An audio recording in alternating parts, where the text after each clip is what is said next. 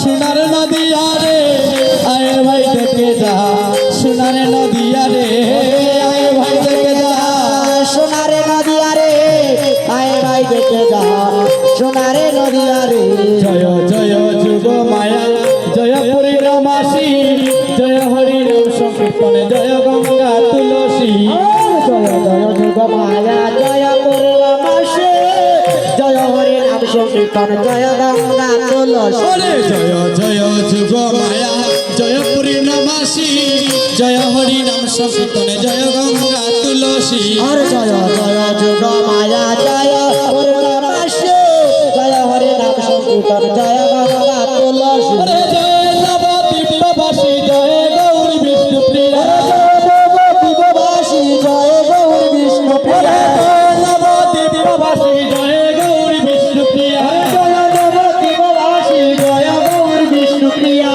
ভাই দেখে যা সোনার নদিয়া রে আয় ভাই দেখে যা সোনার নদিয়া রে ভাই দেখে যা সোনার নদিয়া রে আয় ভাই দেখে যা সোনার নদিয়া রে। কহে দিন হরির চরণ পাবে যদি হরির চরণ পিয়ারির যুগল চরণ চরণ তলে আসিয়া হরির চরণ আমি যদি হরির চরণ পিয়ারে যুগল চরণ চরণ চলে আসি। আমার গৌরী ধনে ধনী আমার ধনী বিষ্ণু প্রিয়া ধনী আমার ধনী বিষ্ণু প্রিয়া গৌরী ধনের ধনী আমার ধনী বিষ্ণু প্রিয়া ধনী আমার ধনী বিষ্ণু প্রিয়া। আস্তে এতক্ষণ করতালে কি রকম দিয়েছিলেন এরকম না এখন দুটি বাহু প্রসার করেন হরে কৃষ্ণ সবাই সবাই করতালি সোনার নদিয়া রে আয় ভাই দেখে যা সোনার নদিয়া রে আয় ভাই দেখে যা সোনার নদিয়া রে আয় ভাই দেখে যা সোনার নদিয়া রে সুজীবন হবে সুজি তিলাসে রাখি না যায়া সুজীবন হবে সুজি দিবাসে রাঙি নাই যাইয়া সুজীবন হবে সুজি তিলাসে রাখি না যায়া আয় ভাই দেখে যা সোনার নদিয়া রে আয় ভাই দেখে যা সোনার নদিয়া রে আয় ভাই দেখে যা সোনার নদিয়া রে আয় ভাই দেখে যা সোনার নদিয়া রে। জয় জয় যুগ মায়া পূর্ণমাসী জয় হরি নাম সংকীর্তনে জয় গঙ্গা তুলসী জয় জয় যুগ মায়া জয় পূর্ণমাসে জয় হরে নাম সংকীর্তন জয় গঙ্গা তুলসী। জয় জয় যুগ মায়া জয় পূর্ণমাসী জয় হরি নাম সংকীর্তনে জয় গঙ্গা তুলসী জয় জয় যুগ মায়া জয় পূর্ণমাসে জয় হরে নাম সংকীর্তন জয় গঙ্গা তুলসী।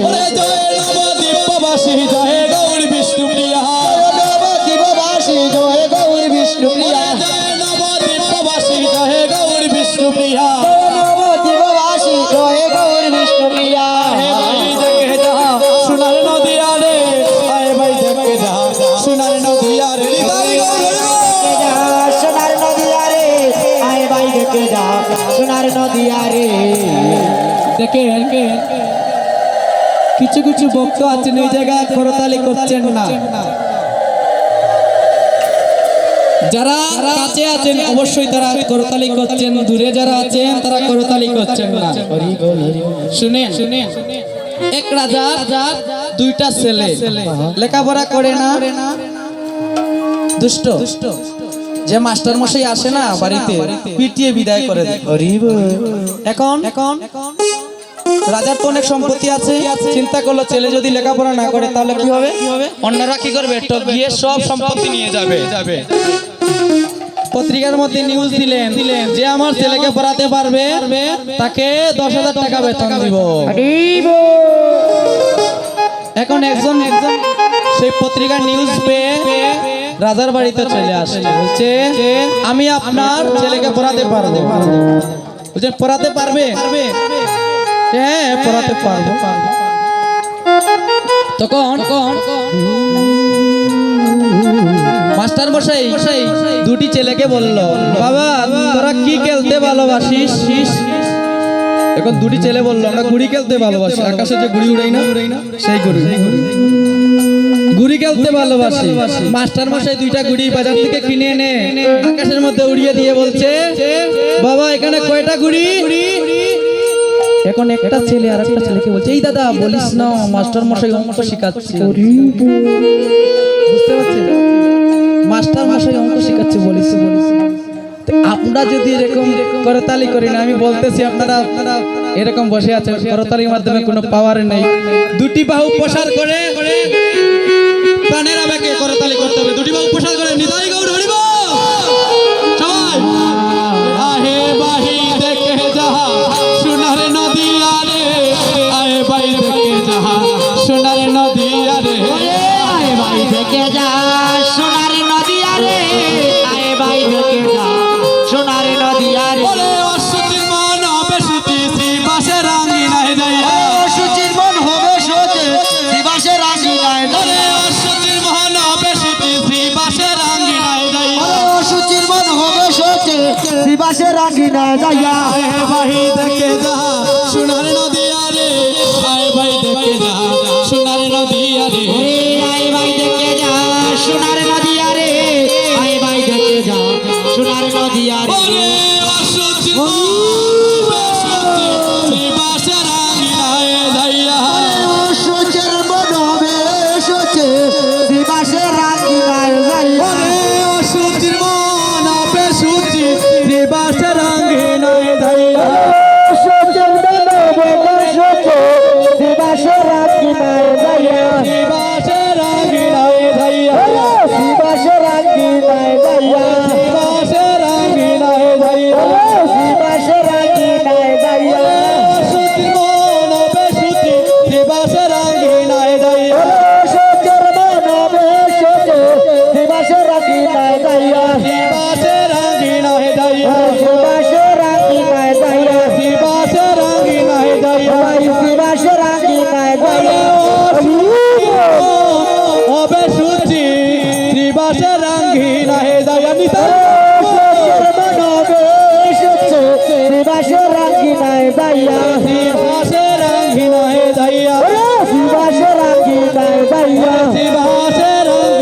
যাইয়া, দিবাসে রাঙ্গিনায় যাইয়া। আয়ে বাহি দেখে যা, আয়ে বাহি দেখে যা সোনার নদী আরে, আয় ভাই দেখে যা সোনার নদী আরে, আয় ভাই দেখে যা সোনার নদী আরে। নিতাই গৌর হরি বল। কষ্ট লাগছে না আনন্দ লাগছে? আনন্দ লাগছে না? লাগছে না? এতক্ষণ কষ্ট পাইছে, এখন কিছু আনন্দ পাইছে। এই আস্তে। দেখে কারা কারা একাদশী করেন? হরি বল। হরে কৃষ্ণ, সবাই একাদশী করেন। নিতাই গৌর হরি বল। মালা জপ করেন কারা কারা? সবাই সবাই সবাই না? অনেকে মিস দিয়ে দিয়েছে, সমস্যা নেই। একটা কথা বলতেছি, জ্যোতিষীর একাদশী পালন করবেন। এখন অর্জুনকে বলছেন, অর্জুন তুমি একটি কাজ করো, আমার জন্য জল নিয়ে আসো। কথাগুলো লক্ষ্য করবেন। অর্জুনকে বললেন, অর্জুন তুমি একটি কাজ করো, আমার জন্য জল নিয়ে আসো। দেখেন অর্জুন কি করলেন।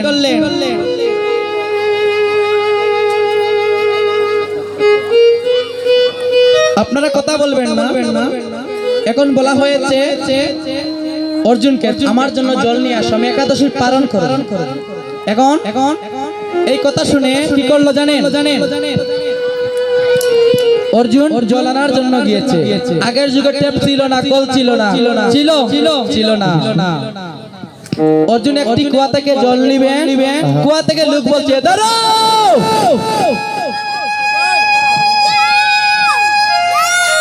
অর্জুন বললে কেন? বলছে আমার একটা প্রশ্নের উত্তর দেবে, তারপর তুমি জল নিবে। এখন অর্জুন বলে প্রশ্নটা কি? বলছে চেহে দেখো, একটা ছাগল দুই দিকে মুখ, দুই দিকে সে কাঁদছে, কেন বা সে কাঁদছে সেই প্রশ্নের উত্তর দাও, তারপরে তুমি জল নিবে। কথাগুলা লক্ষ্য করবে। কেন সেই ছাগলটা দুই দিকে কাঁদছে সেই প্রশ্নের উত্তর দাও, তারপরে তুমি জল নিবে। নিতাই গৌর হরি বল। অর্জুন বলল এমন কি লীলা আমার জীবনে আমার জীবনে আমি প্রথমে দেখেছি এমন কি লীলা। অর্জুন কি করলেন? বসে আছে। অর্জুনের অন্তরে ভক্তি কম ছিল, সেই জন্য প্রশ্নের উত্তর দিতে পারছে না। তাই পদকর্তা বাপ দিয়ে বললেন, না না বুঝিয়া হরি গানা মানব জনম পাইয়া। তাই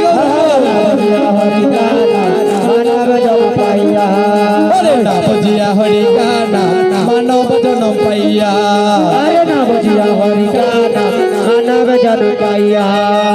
হে জীবন মেরে কাগজ का टुकड़ा, जीवन मेरे कागज का टुकड़ा, हे जीवन मेरे कागज का टुकड़ा, जीवन मेरे कागज का टुकड़ा। ना बुझिया हरि गाना मानव जन्म पाइया, ना बुझिया हरि गाना मानव जन्म पाइया। ओरे ना बुझिया हरि गाना मानव जन्म पाइया, ना बुझिया हरि गाना मानव जन्म पाइया। অর্জুন প্রশ্নের উত্তর দিতে পারছে না, বসে আছে।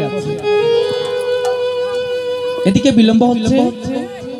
এখন পাঠালেন, ভীম তুমি একটি কাজ করো, আমার জন্য জল নিয়ে আসো। ভীম কি করলে? জল আনার জন্য সেই কুয়া থেকে লোক বলছে, দাঁড়াও, তুমিও জল নিতে পারবে না। কেন? বলছে আমার একটা প্রশ্নের উত্তর দেবে, তারপরে তুমি জল নিবে। প্রশ্নটা কি? এখন কুয়া থেকে লোক দেখাচ্ছে, চেয়ে দেখো একজন সুন্দরী রমণী নারী উলঙ্গ অবস্থায় নদীর জলে স্নান করে আবার কাটা গাছের মধ্যে জড়িয়ে ধরে। কেন সে জড়িয়ে ধরছে, আবার কেন কাটা গাছের মধ্যে জড়িয়ে ধরছে? সেই প্রশ্নের উত্তর দাও, তারপরে তুমি জল নিবে। ভীম বলল, হায় রে এমন কি লীলা,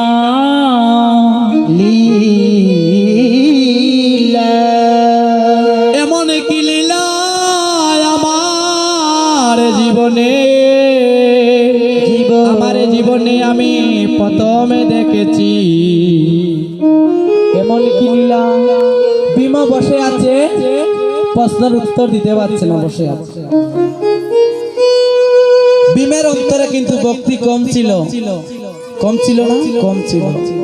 ভগবান বললেন, এই যে না বুঝিয়া হরিকা নাম মানব জন্ম পাইয়া, এই জন্মটা কি কারণে পাইছেন? ভগবানের সেবা করার জন্য। কিন্তু যে সেবা করছেন না, তাদের জীবন কানা বিপলে চলে যাচ্ছে। তাই বলেছেন, না বুঝিয়া হরিকা নাম মানব জন্ম পাইয়া, বুঝিয়া হরিকা নাম মানব জন্ম পাইয়া, ওরে না বুঝিয়া হরিকা নাম মানব জন্ম পাইয়া, ওরে না বুঝিয়া হরিকা নাম মানব জন্ম পাইয়া।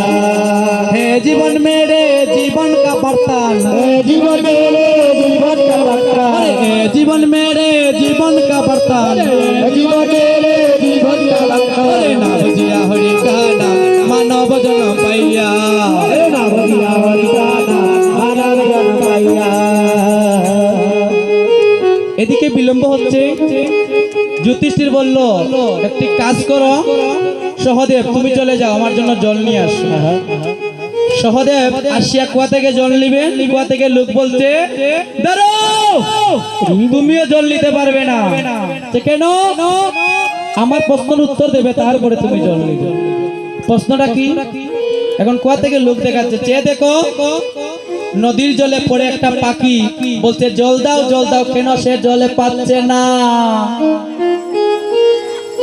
নদীর জলে পড়ে বলছে একটা পাখি, জল দাও।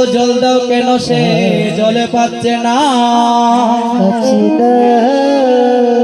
সহদেব বলল, এমন কি লীলা, এমন কি লীলা আমার জীবনে আমি প্রথমে দেখেছি এমন কি লীলা। সহদেব প্রশ্নের উত্তর দিতে পারছে না, বসে আছে। সহদেবের ভিতরেও ভক্তি কম ছিল। ভক্তি না থাকলে ভগবানকে চেনা যায় না। চেনা যায়? অনেক তত্ত্ব কথা ভাগবতী আলোচনা করব, আমাকে বলা হয়েছে একটু লম্বা করার জন্য। এই জগতে যদি ভক্তি অন্তরে না থাকে, ভগবানকে চিনতে পারবেন না।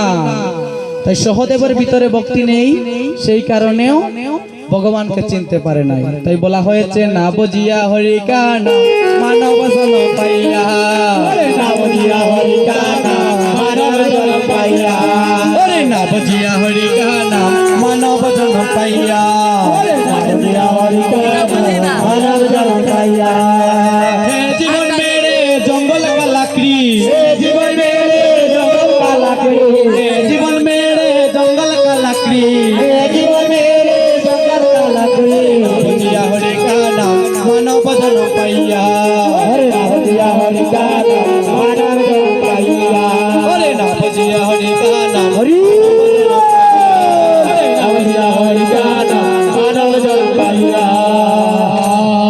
সহদেব বসে আছে, প্রশ্নের উত্তর দিতে পারছে না, বসে আছে। পাঠালেন, নকুল তুমি চলে যাও, আমার জন্য জল নিয়ে আসো। নকুল আসিয়া কুয়া থেকে জল নিবে, কুয়া থেকে লোক বলছে দাঁড়াও, তুমিও জল নিতে পারবে না। বলছে কেন? এখন কুয়া থেকে লোক দেখাচ্ছে, চেয়ে দেখো নদীর জলে বড় বড় পাথর আর ছোট ছোট পাথর। বড় পাথর কেন চলে যাচ্ছে, ছোট পাথর কেন রয়ে যাচ্ছে, সেই প্রশ্নের উত্তর দাও, তারপরে তুমি জল নিবে।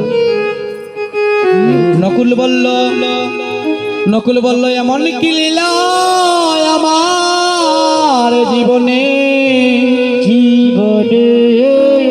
আমার জীবনে আমি প্রথম দেখেছি এমন কি লীলা রে। সেও বসে আছে। চার ভাইকে পাঠালেন কি কারণে? জল আনার জন্য। চার ভাই বসে আছে, প্রশ্নের উত্তর দিতে পারছে না।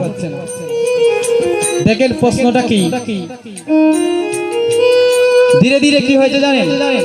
এদিকে বিলম্ব দেখে যুধিষ্ঠির চলে আসে। প্রথম প্রশ্ন করলেন কাকে? অর্জুনকে। অর্জুন, তোমাকে পাঠালাম জল নেওয়ার জন্য, তুমি কেন বসে আছো জল না নিয়ে? তুমি কেন বসে আছো? বলছে দাদা আমি কেন বসে আছি তুমি জানো না? চেয়ে দেখো একটা ছাগল, দুই দিকে সে কাঁদছে। কেন বা সে কাঁদছে সেই প্রশ্নের উত্তর দিতে পারছি না, সেই জন্যই আমি বসে আছি। সেই প্রশ্নের উত্তর দিতে পারছি না, সেই জন্য আমি বসে আছি। যুধিষ্ঠির কেমন ভাবে প্রশ্নের উত্তর দিচ্ছেন? বলছেন অর্জুন রে তুমি জানো না সেই লীলাটা দাপর যুগে নয়, সেই লীলাটা হবে কলিকালে। কলিকালে মানুষের টাকা পয়সার কোনো অভাব থাকবে না। ভগবানকে বলবে ভগবান আরো দাও, বেশ করে দাও, দুই দিকেই খাবে, কিন্তু একদিনও ভগবানকে বলবে না ভগবান আমার আর লাগবে না। সে কথা কেউ বলবে? এই ঘটনা ঘটবে কখন? কলিকালে। কলিকালে মানুষের টাকা পয়সার কোনো অভাব থাকবে না, দুই দিকে খাবে, একদিনও ভগবানকে বলবে না ভগবান আমার আর লাগবে না। সে কথা বলবে কখনো? কেউ বলবে? বলবে না। এই ঘটনা কখন ঘটবে? কলিকালে। একটা প্রশ্নের উত্তর দিলেন কে? যুধিষ্ঠির। ধীরে ধীরে গেলেন ভীমের কাছে গেলেন। বলছেন ভীম তুমি কেন বসে আছো? বলছে দাদা চেয়ে দেখো সুন্দর রমণী নারী উলঙ্গ অবস্থায় কাটা গাছের মধ্যে জড়িয়ে ধরে আবার স্নান করে নদীর জলে। কেন সে স্নান করতেছে, আবার কেন কাটা গাছের মধ্যে জড়িয়ে ধরতেছে? এখন যুধিষ্ঠির বলল ভীম তুমি জানো না সেই লীলাটাও হবে কলিকালে। কলিকালে এরকম ঘটনা ঘটতেছে, আপনারা দেখতেছেন। বাবা মেয়েকে চিনতেছে না, ভাই বোনকে চিনতেছে না, নেটের মধ্যে দেখতেছেন না কিরকম অঘটন ঘটতেছে। এই ঘটনা কখন ঘটবে? কলিকালে। কিছুদিন আগে বিয়ানীবাজার দুবার একটা ছেলে তার মাকে গলা কেটে হত্যা করে ফেলছে। এমন এক সন্তান পাইছে, সেই সন্তান মাকে গলা কেটে হত্যা করে ফেলছে। যুধিষ্ঠির বলে সেই লীলাটা হবে কলিকালে, এরকম ঘটনা ঘটবে, কুকাণ্ড ঘটবে কলিকালে। তারপরে গেলেন সহদেবের কাছে। সহদেব তুমি কেন বসে আছো? বলছে দাদা তুমি জানো না আমি কেন বসে আছি, চেয়ে দেখো নদীর জলে পড়ে একটা পাখি বলছে জল দাও জল দাও, কেন সে জলে পাচ্ছে না?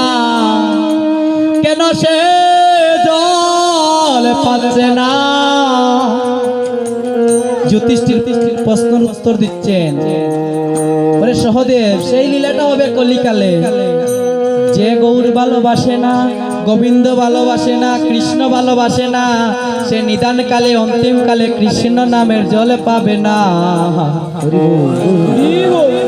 বুঝতে পারছেন? যে কৃষ্ণ বলে কাঁদতে পারে না, গোবিন্দ বলে কাঁদতে পারে না, সে অন্তিম কালে কৃষ্ণ নামের জল পাবে না। সেই লীলাটা হবে কখন? কলিকালে। সিদ্ধান্ত দিচ্ছেন। এখন পাঠালেন নকুলের কাছে। নকুল তুমি কেন বসে আছো? বলছে চেয়ে দেখো দাদা নদীর জলে বড় বড় পাথর, ছোট ছোট পাথর কেন বড় পাথর রয়ে যাচ্ছে, ছোট পাথর কেন চলে যাচ্ছে?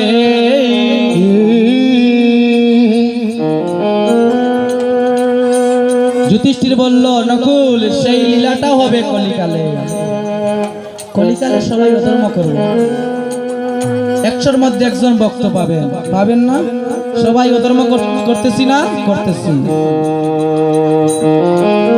সেই লীলাটা হবে কলিকালে, যারা বড় বড় পাথর তারা পার হয়ে যাচ্ছে, আর আমরা ছোট ছোট পাথর রয়ে যাচ্ছি, পার হইতে পারতেছি না। তাই গৌর হরি, বুঝতে পারলেন? এরকম বিশাল কথা। আমাদের অহংকার চলে আসে কিছু টাকা পয়সা হয়ে গেলে, ঠিক না? এদিকে কুরুক্ষেত্র যুদ্ধ শেষ হয়েছে। কুরুক্ষেত্র যুদ্ধ তো দেখেছেন সবাই, অনেকে আবার সিরিয়ালের মধ্যে দেখেছেন না? দেখেছেন। বলেন তো সব থেকে বড় যোদ্ধা কে ছিল? নাম তার কে? কি কি কি? অর্জুন। অর্জুন থেকে বড় যোদ্ধা ছিলেন বিশ্ব নয়। হ্যাঁ,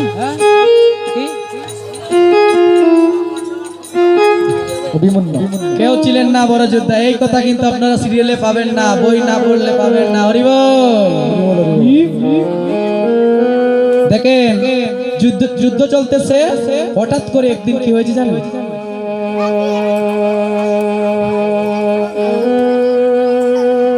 ভীমের পুত্র নাম জানেন কি? ঘটোৎকচ। আর ঘটোৎকচের পুত্র নাম জানেন কি?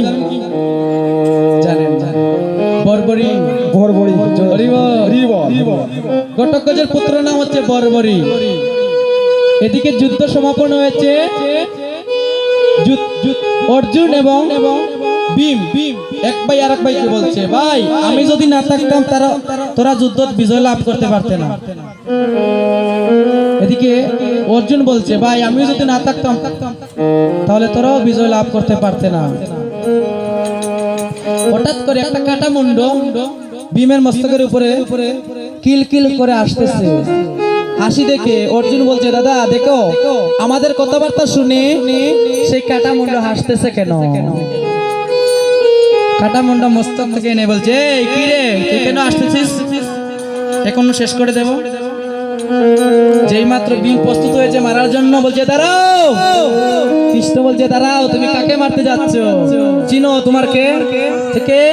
তোমার পুত্রের নাম কি? ঘটোৎকচ। আর ঘটোৎকচের পুত্রের নাম হচ্ছে বর্বরী, ও তোমার নাতি হয়। কাকে তুমি মারতে যাচ্ছ? এখন ভীম বলল, এই অবস্থা কেমন করে হলো? একটা কাটা মুন্ড কথা বলতেছে, কথাগুলো লক্ষ্য করবে। এখন কাটা মুন্ড ধীরে ধীরে বর্ণনা করছে।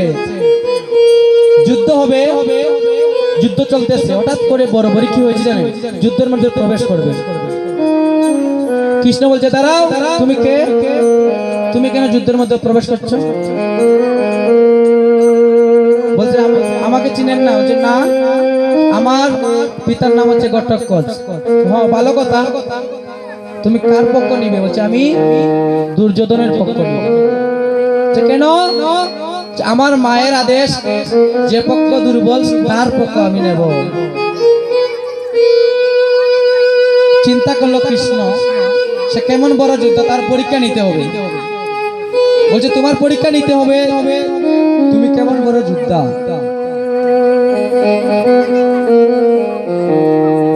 প্রশ্ন করলো কৃষ্ণ।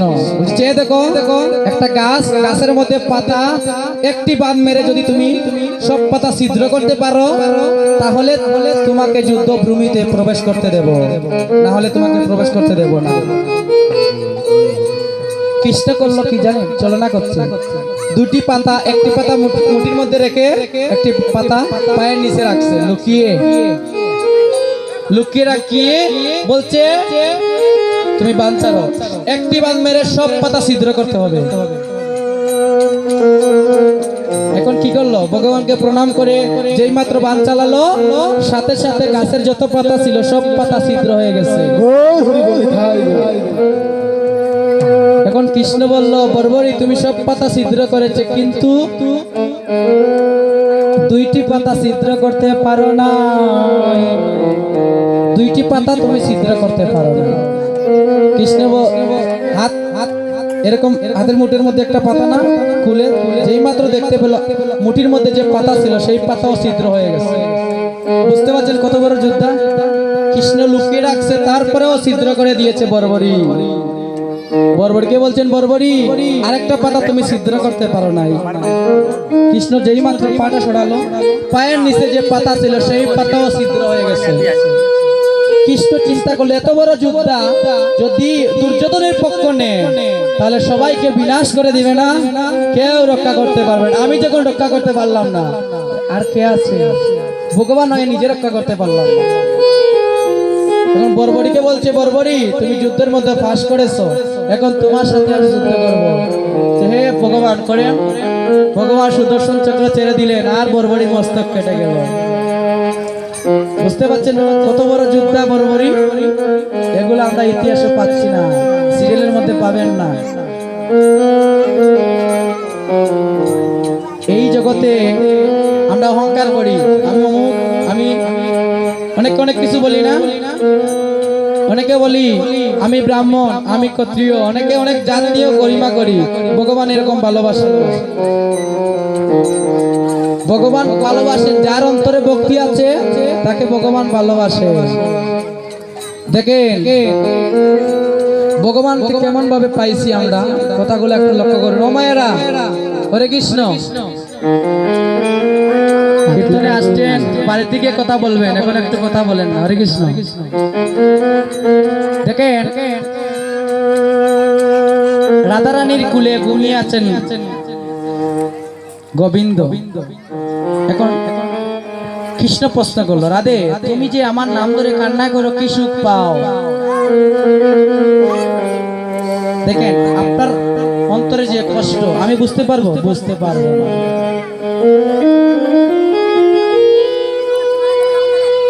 ও মায়েরা, কি হলো গো? মায়েদেরকে একটা প্রশ্ন করে বসিয়ে রাখবো। ও মায়েরা, আপনার স্বামী আপনার কি হয়? আপনার স্বামী আপনার কি হয়? গুরু হয় না?